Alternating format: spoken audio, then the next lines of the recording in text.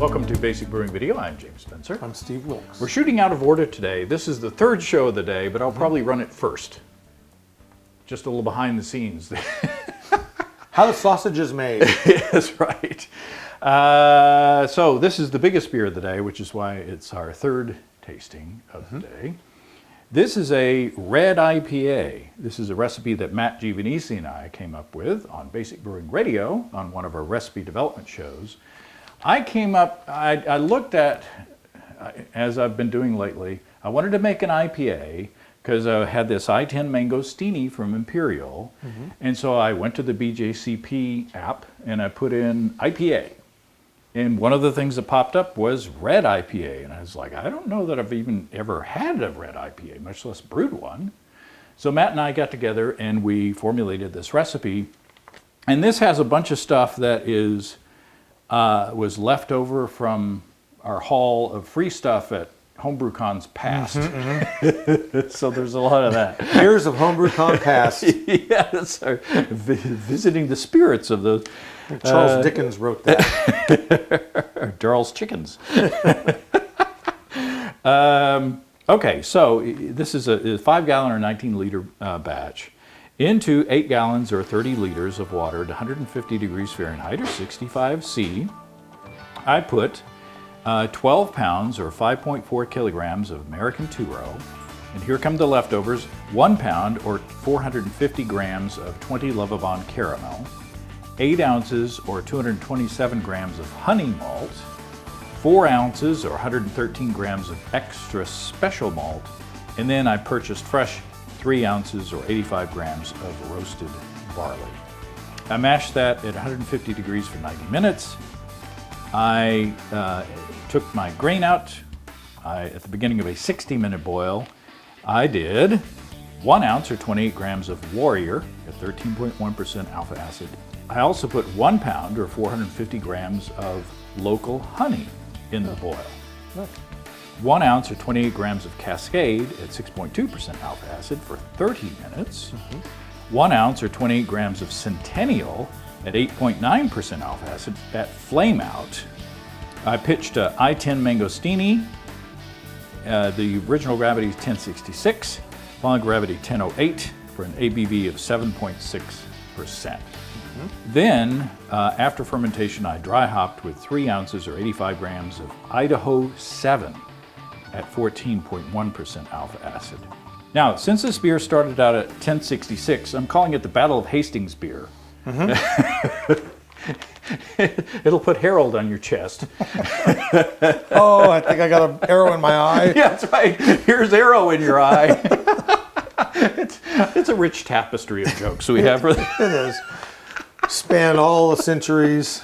That's for all you history geeks out there. I wouldn't Stanford that. You get that, you're deep.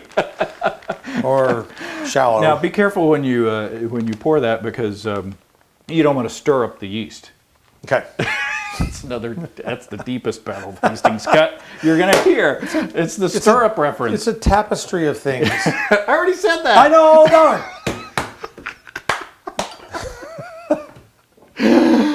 Third show of the day. Okay, so go ahead and pour. All right. Now, I'm interested to see what you think about this. Go ahead. Okay. I was just waiting to see if it's going to foam. This is bottle conditioning, or bottle conditioned.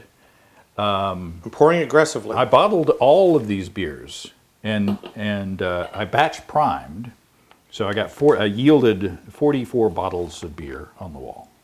Nice. This is with the I-10 Mangostini. Now look at the difference between the pours.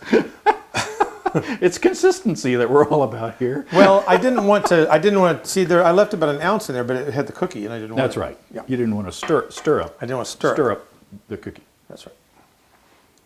You know that the reference to the stirrup was brought into the battle, and so the archers could be on. They could more freely shoot their arrows. Shoot. Oh.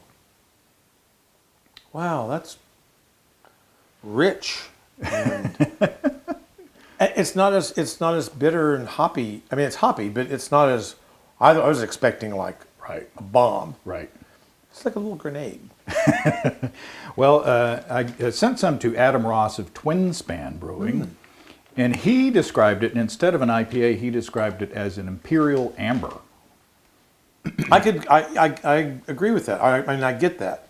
It doesn't have that, that big IPA bite, and it's very fruity. Mm-hmm. It's really fruity. Yeah. Yeah, that's great. Man. Yeah, I think it does.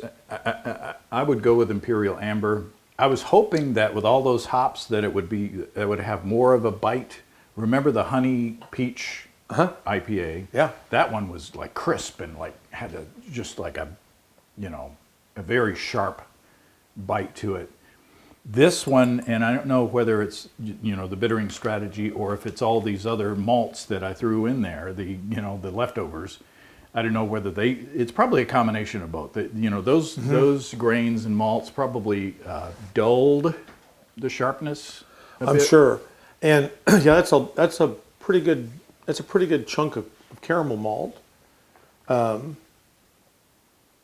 you can tell it. I mean, it's definitely this beer is about malt. Right. Even though it's pretty hoppy, but it's not IPA hoppy. Right. It's more balanced. Yeah. Yeah. Where an IPA is unbalanced, it's sharp. The hops are in your face. Mm-hmm. This is not like a Cascadian dark ale. It is more. I think it's good. It's real good. I'm not dinging it. It's just different from what my expectations were. It's got I pick up a lot of stone fruit, a lot of raisin components. And again, I'm very surprised at how not hoppy it is. Yeah. And it's really about the malt. Mm-hmm. Delicious beer. The stone fruit, the raisin, the dark little burnt sugar kind of flavors in there. And definitely a warmer. It's kind of a winter warmer to me. Yeah. Yeah, this is a beer I'd want to drink at like Thanksgiving or something. I mean, when it's cold out. Yeah. Got some rich food, and you don't have to get up off the couch for several days. Just you, the beer, and some football. Everything is good. It seems like there's something else that I was wanting to say about this, but I think that's it. I think it's like I say, I expected the hops to be a lot more present. They're just a little more muted. Now, this isn't a ding Uh-oh. at all, but it reminds me of when I first started brewing, and I would put lots of caramel malt and stuff because, hey, you got to put some stuff in there. Right. So now I mostly brew with a base grain and just a touch of whatever, generally. This has got that big, There's a lot of stuff. specialty grain bill in it, and you can taste that. It's good. So again, I'm not dinging it. I'm just saying it reminds me of. We need more 15 year- stuff. Yeah, we More need stuff. What else have I got in the fridge? Pour that in there. Yeah, exactly what happened.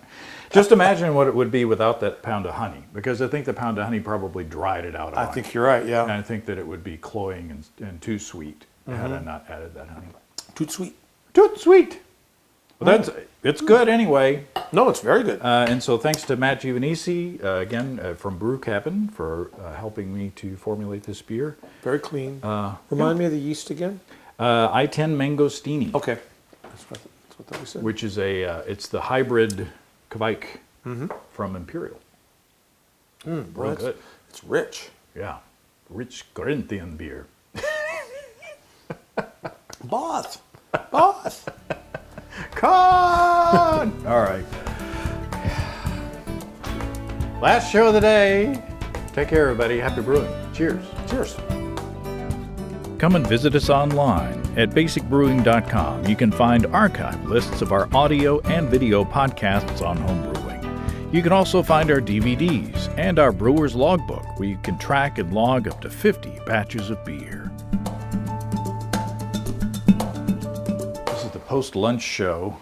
This will be the lower energy See, show. yeah, let's see if we can tell a visible difference. Before tacos and after tacos.